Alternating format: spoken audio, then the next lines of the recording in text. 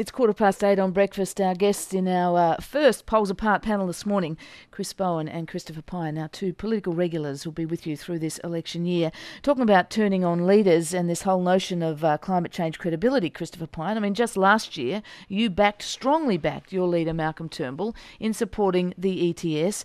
Now you have a leader who you're backing, in Tony Abbott, who said last year that climate change science was crap. Where's the coalition's credibility on this issue? Has it been damaged by this? Everything has changed about the emissions trading scheme because of the fiasco that was Copenhagen. You switched position and leaders before Copenhagen. We switched, yes, right at the beginning of Copenhagen. But I think by that stage we had a fair idea that China, Brazil, South Africa, India, the former Soviet Union, now Russia, were not going to sign up to action on climate change in the way that our Prime Minister was trying to get Australia to do so. The thing is that Copenhagen has changed not only the coalition's view about this, but also the public's view about this. Before Copenhagen, Kevin Rudd was trying to get the country to sign up to an emissions trading scheme that would damage our exports, damage our industries, and be a huge $120 billion money go-round. Copenhagen proved that the rest of the world wasn't going in the same direction. Now, Australians are good world citizens. We're very happy to do our bit about climate change action, but we'd rather do it in a way that benefited Australia, and that means keeping our emissions reductions here, the benefits of those reductions here.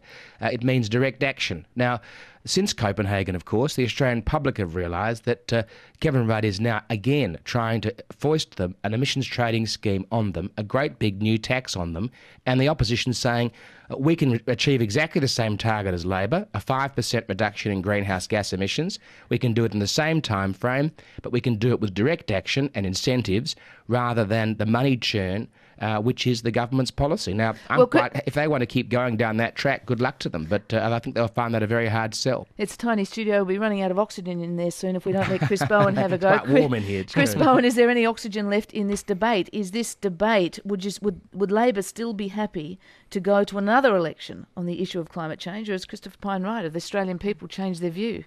Christopher's got more front than Anthony Hordern's, to pay him due respect, and you have to... Harris Scarf's at Adelaide. And John Martin's it used to be. You have to admire... John Martin's too. You have to admire his ability to run two conflicting arguments with a straight face, and that's something that Christopher's well known for, and we pay him due respect for that. But look, this is a placebo from the opposition. This is a placebo from an opposition which is now dominated by climate sceptics and climate deniers.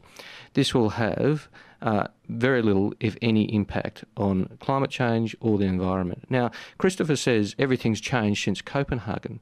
Well, if everything's changed since Copenhagen, has President Obama gone back to the United States and said, actually, now we no longer need an emissions trading scheme, we no longer need to cap and trade? Have Japan said we're no longer going down the road of a cap and trade emissions scheme? Have New Zealand said that? Has Europe said, well, actually, we're going to tear up our emissions trading scheme, which has been in operation for some time? Of course they haven't. Now, if Christopher and Tony Abbott's plan was so good, if it was really going to have an impact on climate change, don't you think Peter Shergold might have recommended it to the previous government? In fact, he did the opposite. He recommended an emissions trading scheme, and his report clearly said that the sorts of things that are in this new policy would not work. Now, if things have changed since Copenhagen, then you would see what had changed. You would see this being reflected in policy changes around the world. Now, the political dynamic might have changed since Copenhagen, and Tony Abbott says, it's not a term that I would use, but he says that climate change is crap, but most people believe in it, so we've got to have a policy. So what they've come up with is a climate skeptics placebo, something which they think might work politically, but which they know will have no impact. And that is the argument we'll be prosecuting. And yes, we're more than happy to have that debate, and we're more than happy to argue that through an election campaign. Okay, well, look, we've got to wind this up, and in weeks ahead, we probably won't zero in on one policy quite so much as we have, but it's a policy just released yesterday. I think it was important to zero in on it. Sure. Just before we do go, just looking ahead, Christopher Pyne, you're the Shadow Education Minister. Another big policy released in the last week or two is the government's My School website. Just briefly, the government kick a goal with that? You happy to accept that? The coalition initiated the NAPLAN testing, and the government is publishing it. And we believe that publishing information for parents is good. Of course it's good, but it needs to be coupled with giving power parents to do something about the information that they now have.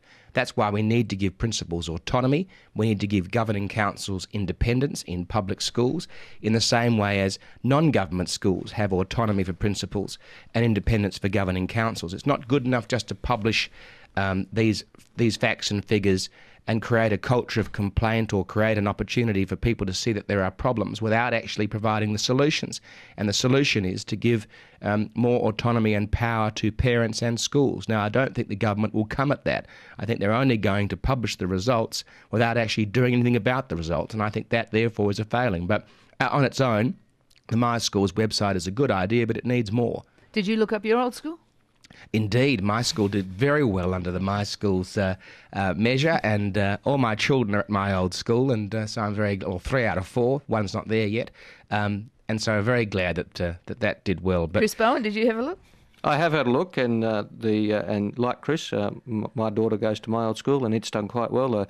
A wonderful public school in Western Sydney. So, look, the opposition, when they're in government, talked about more transparency, more information. We're actually doing it. I'll cut the rhetoric. Traditionalists, both of you.